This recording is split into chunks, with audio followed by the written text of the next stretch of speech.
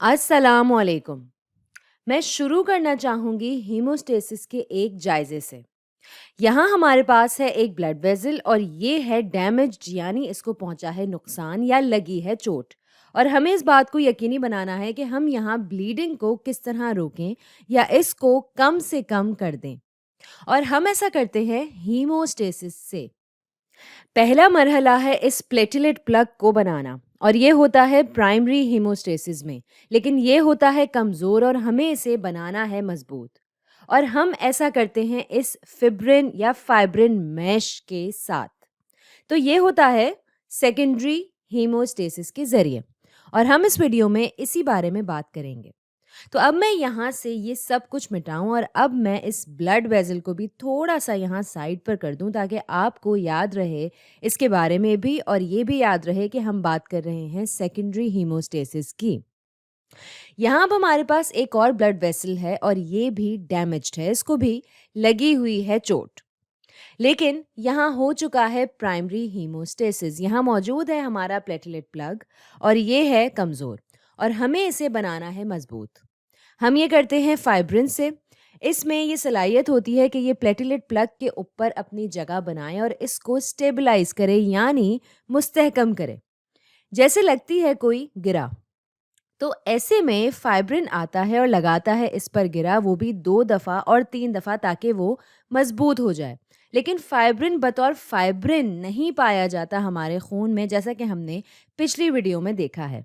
हम हासिल करते हैं फाइब्रिन फाइब्रिनोजिन से, और ऐसा होता है कोआगुलेशन कैस्केड के ज़रिए, जो आते हैं कोआगुलेशन फैक्टर्स से, जो एक पूरा ख़ानदान है प्रोटीन्स का। क्योंकि ये एक ही ख़ानदान है, इसलिए इसको एक ही रंग में बना रही हूँ। ये हैं एक जैसे, लेकिन इनकी मुख्तलिफ इक़साम होती हैं, ठीक है? अब होता ये है कि कोआगुलेशन फैक्टर आता है हरकत में और अपने साथ-साथ बाकियों को भी करता है एक्टिवेट, और बन जाता है ये कैस्केड। और इस तरह हमें हासिल हो जाता है फाइब्रिन फाइब्रिनोजिन से, और फिर ये फाइब्रिन जुड़ता है प्लेटलेट प्लग के ऊपर और बनाता है इसे मजबूत।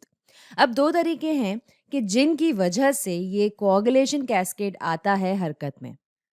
ये होता है एक्टिवेट। पहला तरीका जो है वो है एक प्रोटीन के ज़रिए, जिसे कहते हैं सब एंडोथेलियल कोलेजन। ये प्रोटीन आम तौर पर खून से एक्सपोज नहीं होता, ये होता है एंडोथेलियल सेल्स के नीचे। लेकिन जब भी लगती है किसी भी ब्लड वेसल को चोट और पहुंचता है नुकसान एंडोथेलियल सेल्स को, तब ही ये प्रोटीन आता है खून के सामने। ये होता है खून से एक्सपोज, और जब एक दफ़ा ऐसा हो जाता है तो ये हरकत में लाता है, यानी एक्टिवेट करता है अपने कोआगुलेशन फैक्टर्स के सेट को। कोआगुलेशन फैक्टर्स का वो सेट हिस्सा होता है कोआगुलेशन कैस्केड के इंट्रिंसिक पाथवे का।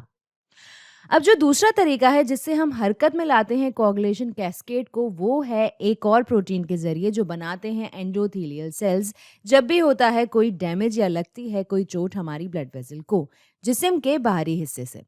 इस प्रोटीन को कहते हैं टिश्यू फैक्टर या फिर थ्रोम्बोप्लास्टिन।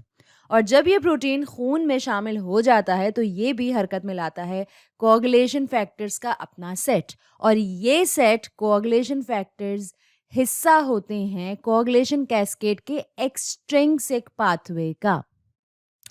तो अब हमारे पास है फाइब्रिन, लेकिन इससे पहले कि यहाँ बनाएं फाइब्रिन मैश और करें मुस्तहकम प्लेटलेट प्लग को, हमें 2 और चीज़ें दरकार हैं।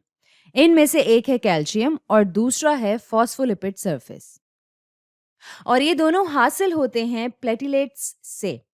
कैल्शियम बनता है प्राइमरी हीमोस्टेसिस के दौरान, जब प्लेटलेट्स हरकत में आते हैं, और फॉस्फोलिपिड सरफेस तो प्लेटलेट्स खुद फ्राहम करते हैं। और ये अहम है क्योंकि ये जोड़ता है प्लेटलेट प्लग के साथ इस फाइब्रिन मैश को बनाने में, और इसे हम कहते हैं स्टेबल क्लॉट, जो रोकता है ब्लीडिंग को। ये सारी कार्रवाई होती है सेकेंडरी हीमोस्टेसिस में। तो आज के लिए इतना ही।